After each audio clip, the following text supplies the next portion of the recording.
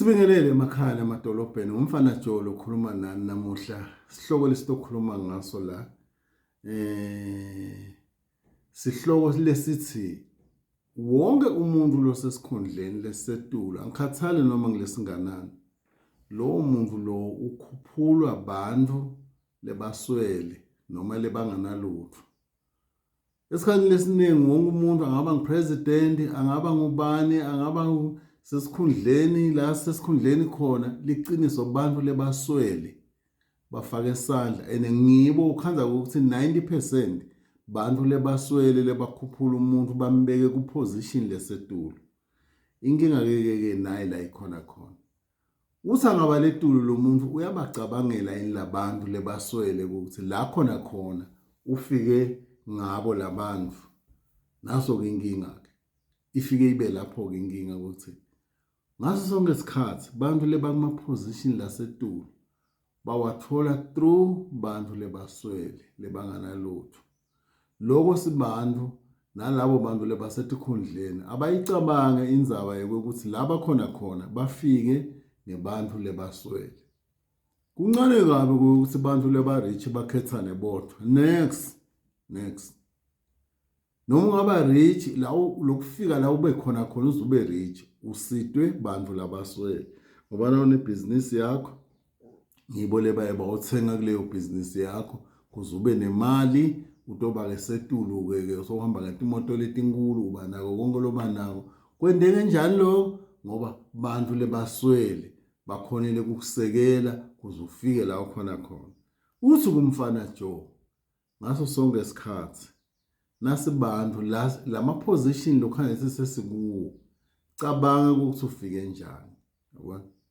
Inkinga yebantu ke yethu thini bantu uthi wena ungaba setulu awusafuni lo muntu lo le phansi akhuphuka afane nawe yabona noma naye alala adlile njengawe uculela ukuthi wena kube nguwe wedwa lona ekudla wondle abantu abakho lona loswele kuthi angaba nemali leningi naye noma ke lokho lomnikako nopha ukhathi inceso ungale nje ukuletha ishamthetho lemele ishaya imithetho ukuthi bantu labaswele basitakala kanjani lawo magrandi lakhona eveni kungenteka kanjani ukuze bantu babenefit kulawo magrandi lawo. Nani wena sowubuke nje ukuthi liplate lakho ligcwele ukhohliwe ukuthi la khona ufike ngebantu labaswele.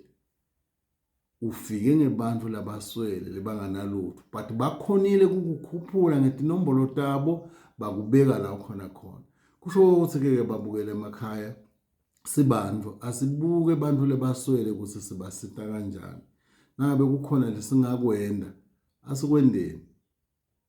Umuntu lonemali yena ngeke aphile nga1000 ngeke aphile nga5000 ngeke aphile nanga 10000 tidzingo takhe nje. But angakhona ukuthi akuvume nakuthiwa umuntu loswela akanike 500 akanike 300. Uyayibona lento leyo. Yena ngaphila yini nga300 yena ngaphila yini nga500 yena ngaphila yini nga1000. Liqiniso lithi ngeke. But uthi lo muntu lamkhuphula wafika la khona angaba ngibishop angaba yini angaba ngipresident angaba ngibani ufike la khona ngoba umuntu loswele ufaka isandla. Kusho umfana Joe kuchannel yakhe ngoba umuntu loswele ufaka isandla ukuthi afike la khona. Kusho ukuthi ungambona umuntu lapha emgwaqweni anzinza lapha but nase kufika kuma position njobe emaveni kunemisindo kubangwa kwentiwa yonke lento lena nalo ufuna kuba ngipresident nalo ufuna kuba yini nalo labo bantu labo ukuze bafike labafuna kuya khona kumele kusukume umuntu loswele akhuphule lo abe stebhisi ambeke lapha. Nasingayinaka lento lena sibantu ukuthi bantu labaswele babaluleke kangakanani kuze ufike la khona ufike ngani ngemuntu loswele. Kusho ukuthi ke masidla asibacabange abantu labaswele. Lokho lokuncane longacontribute nawe ufake lapho kulowo muntu loswele yena njalo. Nangabe sosishaya umthetho buka la kukhalwa khona ukuthi nangabe leli sitolo lomele lichamuke khulume phela nguwe loshaya umthetho ngani ulungise lo mthetho labantu labaswele baphile ngcono ungase ngoba wena sowungale hawu sayingeni yethu thini lesiswele bantu labaswele la sikhona sikhushulwe bantu labaswele asizame kubanaka babukele emakhaya kusho umfana Joe amen.